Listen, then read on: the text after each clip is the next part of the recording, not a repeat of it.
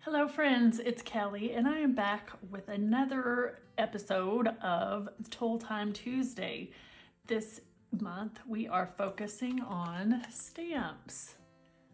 So this is the stamp set that I chose to work with. I've had this in my stash for a very long time. I don't even know how long. I was looking to see if maybe there was a date on the packaging. And I believe that I've used it one time. Yeah, let me see. So it's a really cute stamp set. It's from Vicki Boutin and has all the things that I love: flowers, butterflies, and a bird, which I still love birds. I know some people are not crazy about them, but I love them. Oh, 2017 is when this came out. And I want to say that I got this at a Tuesday morning, but I don't really remember. And this set also came with a few dies, which to me is so weird. Like the ones that have the dark pink line around it, those are the ones that have dies to go with them. But look at all the ones that don't. Like the butterflies don't have dies. The greenery doesn't have dies, and I'm like, why? Why? Just make a die for all of them. But anyway, that's okay. You can't have it all. So some of these I'm going to have to fussy cut, and some of them I'm going to die cut. And I am working on this Vicki Boutin Mixed Media Foundation paper. It's called White Foundations Mixed Media Art Paper. So this is what I'm using, and I went ahead off camera and stamped the images that I want to use several times because I don't know how many I'm going to need. I have no plan other than that I'm going to color these in and use them on a project. I don't even know what project yet. I don't know if it's going to be a layout. I don't know if it's going to be a card or a journal entry. I don't know. I'm just playing with stamps right now. And this is what I've done so far. I was kind of just playing around with inks and I'm not a stamper. I have stamps in my stash, but I'm not a big stamper. I don't do it very often. So I was just kind of trying to play around and see what was going to work, what wouldn't work, and this is what I've come up with so far. Oh, we have a visitor. Hi, what are you doing? You just busted in my door like you own the place. Yeah, that is my Maltipoo. Hold on one second.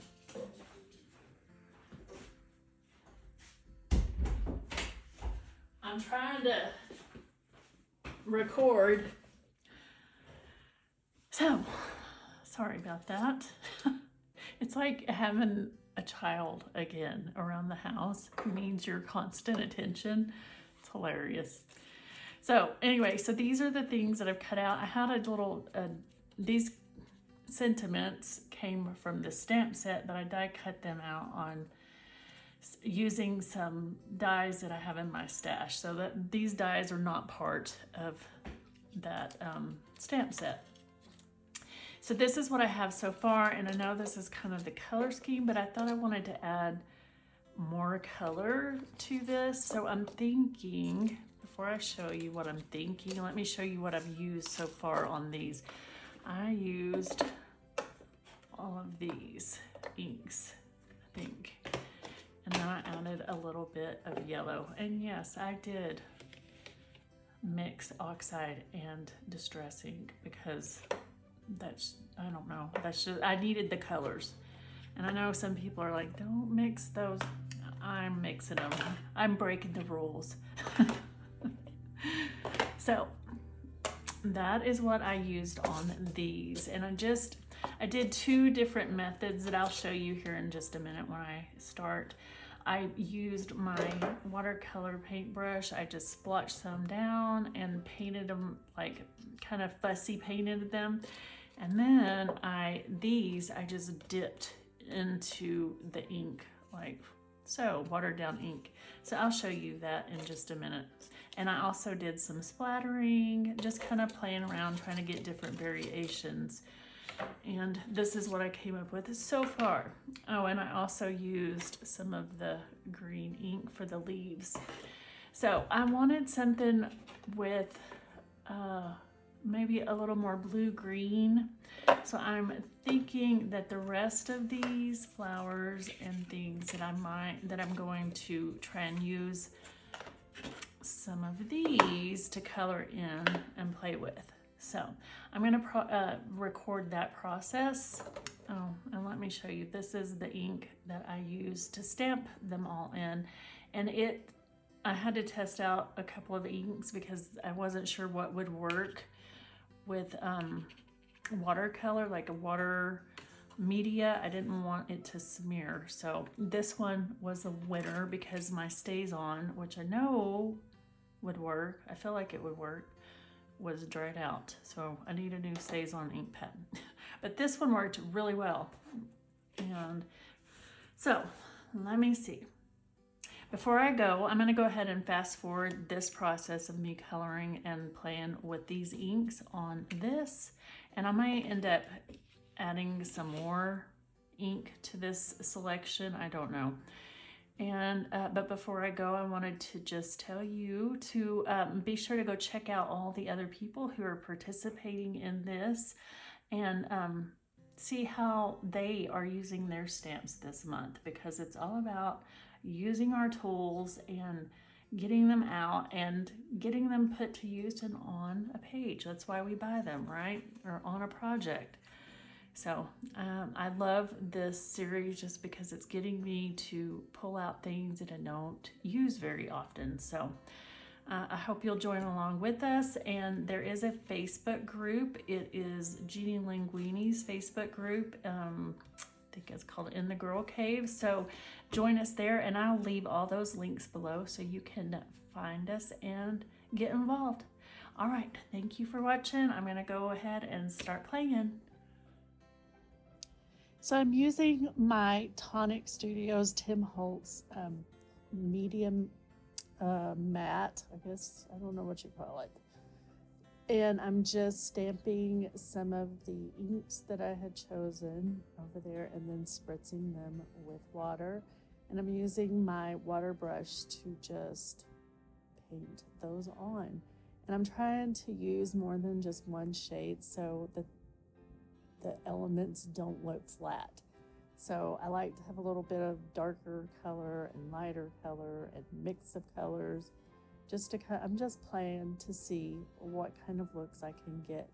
And this method is a little more time consuming, and it's fun and a little bit more fussy and finicky, just coloring things in.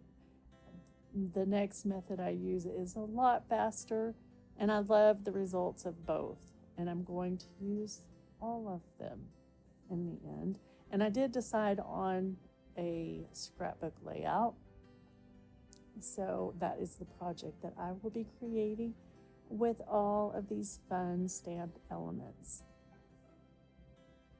So the mat that you see, this is my Tim Holtz mat, but I did put my Scrapbook.com mat on top of it to kind of offset the glare, because when I have my studio lights on, there's a big glare on this glass mat, and it's not very pretty to look at.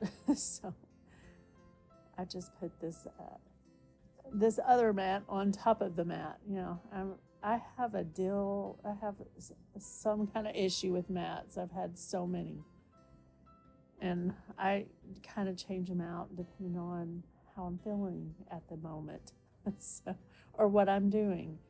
And this called for this multimedia, mixed media mat. So I'm just coloring in all the little elements. Like I said, I'm using a mix and trying to vary the shades and the tones and the colors. So now this is the really quick and easy method, just to spray just to spray water on top of the ink and just kind of smush your picture or your stamped image in the ink. And it leaves some really cool effects. And I love both of them. I love both ways.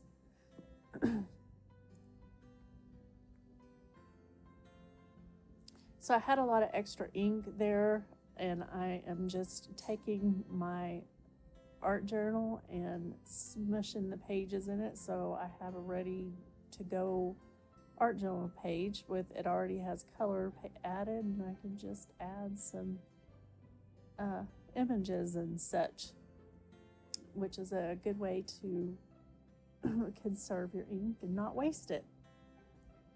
So I'm using my fan brush to just add a whole bunch of fun splatters on all of my elements.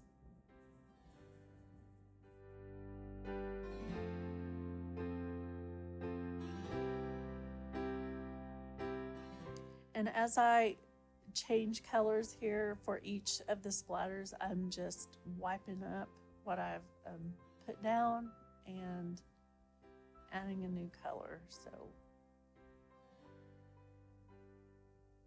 I don't love messes, and so that's probably why I don't do more mixed media than I do, because like I said, I don't love big messes. So, and mixed media is very messy, and it's fun when you have a lot of time, but sometimes when I'm short on time, I don't have time to clean up all the messes. So I just used my mint tape from scrapbook.com, and I'm running it through my Gemini, and aren't those so cute? And if you look over in the little container on the left, you can see the mix of colors that I have going on now, and I just love it.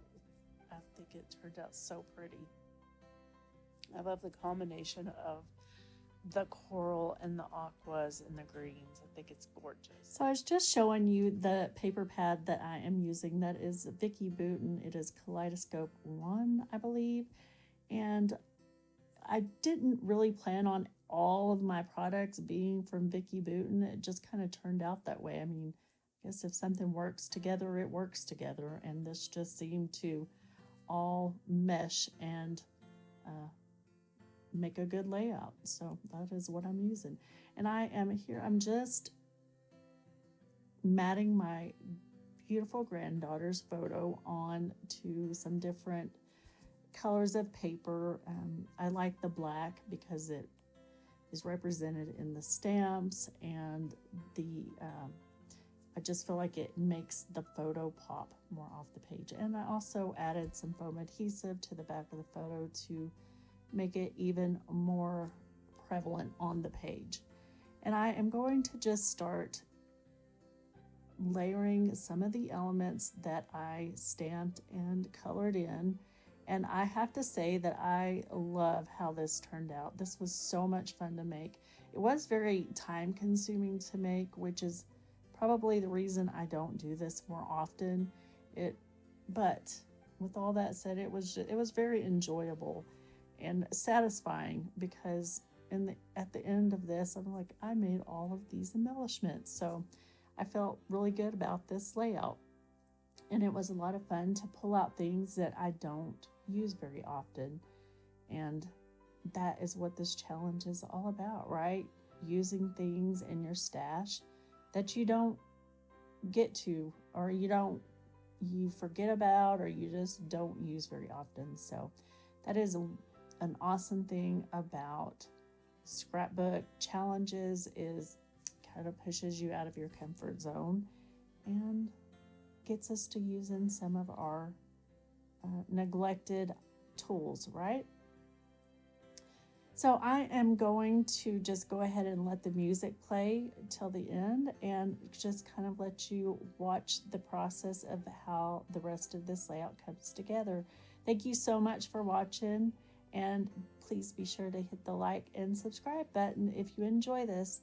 and go be sure to check out all the other people who are participating in this layout hop, in this challenge. Thank you. Bye.